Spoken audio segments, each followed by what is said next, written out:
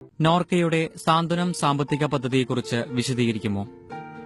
കുറഞ്ഞത് 2 വർഷം വിദേശത്ത് ജോലി ചെയ്ത് മടങ്ങിയെത്തിയ പ്രവാസികൾക്ക് ലഭിക്കുന്ന നോർക്കയുടെ ഒരു സാമ്പത്തിക സഹായ പദ്ധതിയാണ് സാന്ത്വനം.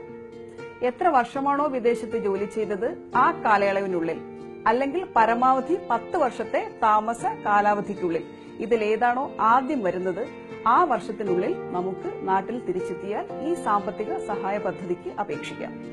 പരമാവധി എത്ര തുക ലഭിക്കും? ഈ സാമ്പത്തിക സഹായ പദ്ധതിയുടെ കീഴിൽ പരമാവധി 1 ലക്ഷം രൂപ വരെ സാമ്പത്തിക ആനുകൂല്യം ലഭിക്കുവാനുള്ള അർഹതയുണ്ട്.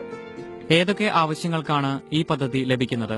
മരണവുമായി ബന്ധപ്പെട്ട സാഹചര്യങ്ങളിൽ ഈ പദ്ധതി പ്രകാരം പരമാവധി 1 ലക്ഷം രൂപ വരെ സാമ്പത്തിക സഹായം ലഭിക്കുവാനുള്ള അർഹതയുണ്ട്.